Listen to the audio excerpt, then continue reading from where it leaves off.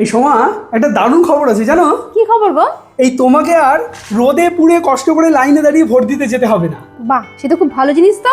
হ্যাঁ একদম, নির্বাচন কমিশন ডিক্লেয়ার করেছে যে এবার থেকে ভোটটাই অন্যরকম ভাবে হবে। আচ্ছা, কিভাবে হবে? এই যে তোমার মোবাইল ধরো, এই মোবাইলে তোমার ভোটার আইডি কার্ডের নাম্বার আছে আর আধার কার্ডের নাম্বার আছে, এই দুটোই একসাথে দিয়ে লগ ইন করলে একটা অ্যাকাউন্ট খুলে যাবে। ঠিক আছে, সেটা ভোটের দিন সকাল 7টা থেকেই খুলবে। যেমন আমাদের ভোট হয় সকাল 7টা থেকে সন্ধ্যে 6টা অবধি। আচ্ছা, তো সেই সময় খুলে যাবে, মানে দুটো একসাথে দিতে হবে, তাহলে ওইটা সিঙ্গেল একজনের অ্যাকাউন্ট হবে মোবাইলে দিয়ে। মানে ওই ওয়েবসাইটটা শুধু ওই সময়টুকুর জন্য 11 ঘন্টার জন্যই লগ ইন থাকবে।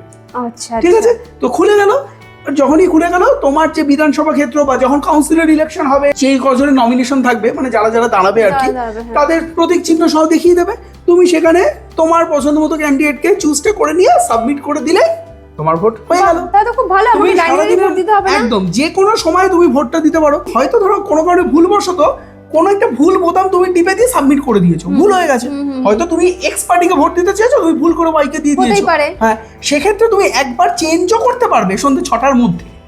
আবার লগ ইন করে তুমি চেঞ্জও করতে পারবে। আচ্ছা, আর ওই যে লগ ইন হলো সন্ধ্যে 7টার পর থেকে, আর জীবনে কোনোদিন ওটাই আর লগ ইন হবে না ওই ওয়েবসাইটটা। এতে করে সুবিধা হচ্ছে তোমার সন্ধ্যাবেলা 7টার সময় রেজাল্ট আউট হয়ে যাচ্ছে। কোনো পার্টি এই ভোটের এই ভোট সেই দিনই, কারণ অনলাইন হচ্ছে তো পুরোটাই। এটা তো সময় একটা বিশাল খরচ।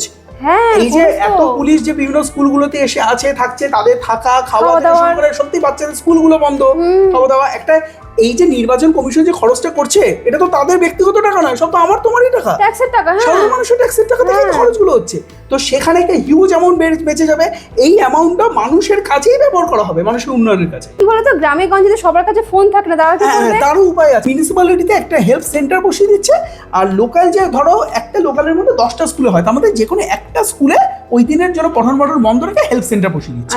এবার যার ধরো ফোন নেই, সে তার আধার কার্ড আর ভোটার আইডি কার্ড নিয়ে চলে যাচ্ছে, ওখানে যে বসে থাকবে সে নিরপেক্ষ হবে অবশ্যই, এখনকার প্রিসাইডিং অফিসারদের মতনই।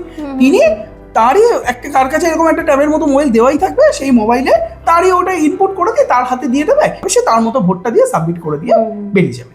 আরো একটা সিস্টেম হচ্ছে, তোমার ফোন থেকে তো তুমি সেকেন্ড টাইম একবার চেঞ্জ করার অপশন পাচ্ছ, কিন্তু যখন কেউ ওই রকম সেন্টারগুলোর মানে একটা কমন ফোন থেকে যখন করছে, সেটা কিন্তু আর চেঞ্জ করার অপশন হবে না, একবারই। কেননা সে যদি আবার চলে যায় ভোটটা দিয়ে, তখন আবার যদি আবার পরে প্রিসাইডিং অফিসার বা ওখানে কেউ যদি আবার ইনপুট করে নেয় চেঞ্জ, সেটা আর করা যাবে না। তাহলে বুঝতে পারছো কতটা ফেয়ার ইলেকশন হবে। খুব ভালো গোটা। আর সবচেয়ে বড় কথা, রেজাল্টটা পারফেক্ট হবে, কেউ কারোর দিকে আঙুল তুলতে পারবে না। মানুষ নিশ্চিন্তে ঘরে বসে নিজের মতো করে ভোট দেবে, আর ভোটটা শুধু মোবাইল থেকেই হবে। নতুন পৃথিবী হবে, নতুন বাংলা হবে, নতুন ভারতবর্ষ হবে। খবরটা সবাইকে জানিয়ে দিলাম কিন্তু আমরা। টাটা।